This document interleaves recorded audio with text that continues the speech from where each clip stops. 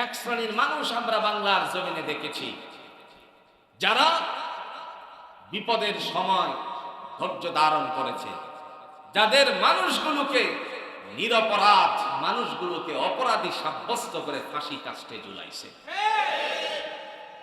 তারপরেও ধৈর্য ধারণ করেছে। মা আসাবাতহুম মিন মুসিবা ক্বালু ইন্না লিল্লাহি ওয়া ইন্না ইলাইহি রাজিউন। বিপদে পড়লে পরে মুসিবত আসে কেবল কার পক্ষ থেকে?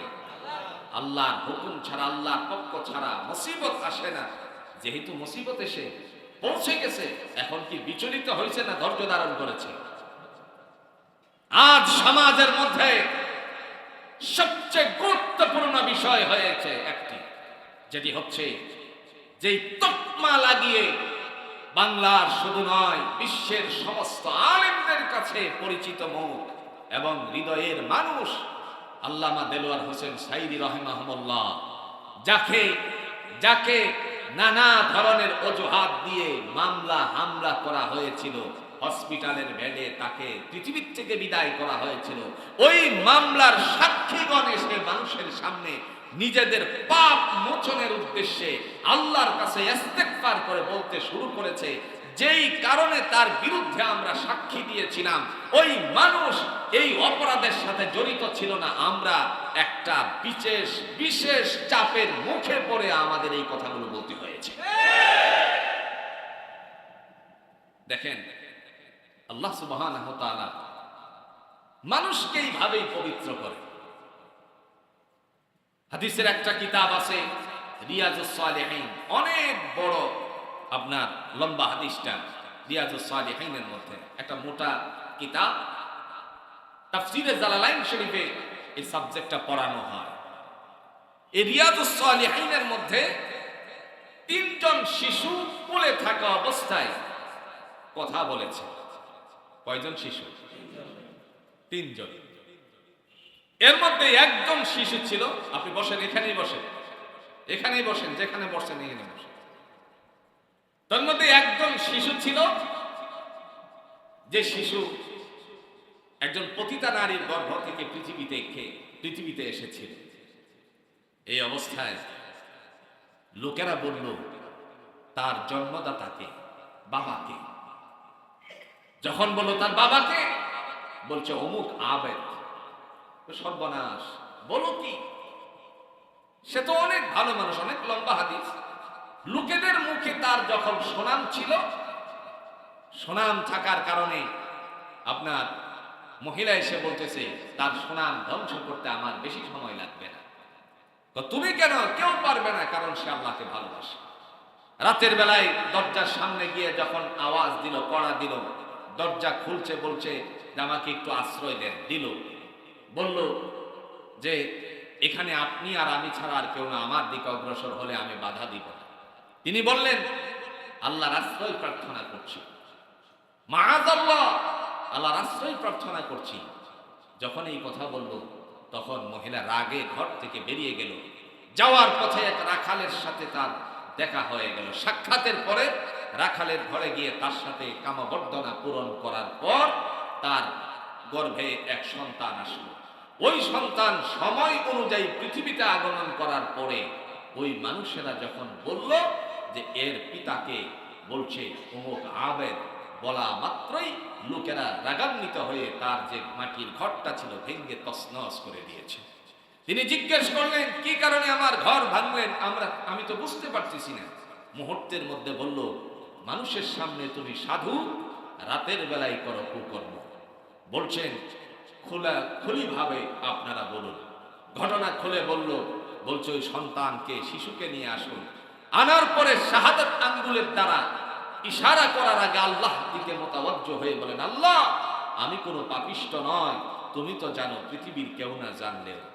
আল্লাহ, আমাকে নিরপরাধ করার উদ্দেশ্যে তুমি তার জবানটা অল্প সময়ের জন্য হলেও খুলে দিও।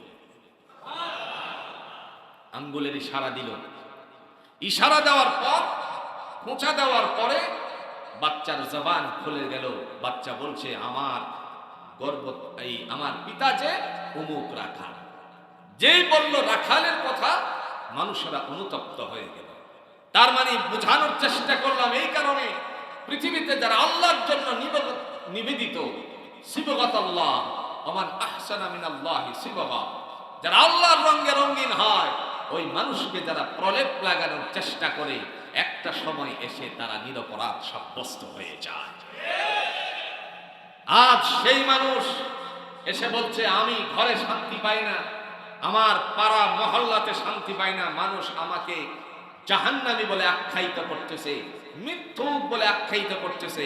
সময় যখন এসেছে আমি আমার নিজের পাপ থেকে মুক্ত হওয়ার জন্য জাতির সামনে, সাংবাদিকদের সামনে ঘোষণা দিয়ে বলল, যেই অপরাধের কারণে আমি আল্লামা দেলোয়ার হোসেন সাঈদীকে এই অবস্থায় সাক্ষ্য দিয়েছি, এই সবগুলো ছিল বানোয়াট, মিথ্যা। আমাকে এইভাবে জোর চাপ দিয়ে আমার পরিবারের ক্ষয়ক্ষতি করে আমার মুখ দিয়ে এটা উচ্চারিত করা হয়েছে।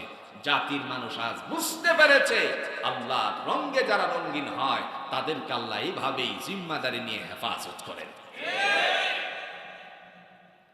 যে কথা বলছিলাম, মুহাম্মদুর রাসূলুল্লাহ সাল্লাল্লাহু আলাইহি ওয়াসাল্লাম আল্লাহর বান্দা এবার ডাক দিয়া বললেন, আল্লাহ ছাড়া কোনো ইলাহ নাই।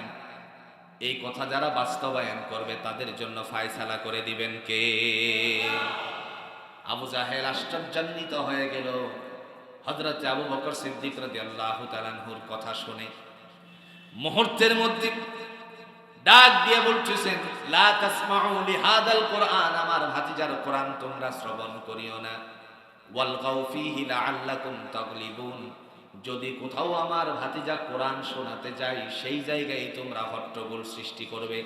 আমার ভাইরা, বিগত দিনে এই কথা জমিনের মধ্যে আমরা বাস্তবায়ন রূপটা দেখেছি। যদি ইসলামের পক্ষে কথা বলা হতো তখন কিছু মানুষেরা গিয়ে বলতো, এটা রাজনীতির কথা, এটা তোমরা বলিও না। কথা কন না কেন? ব্যভিচারের বিরুদ্ধে কথা বলে এটা কি রাজনীতি? কথা কন না কেন?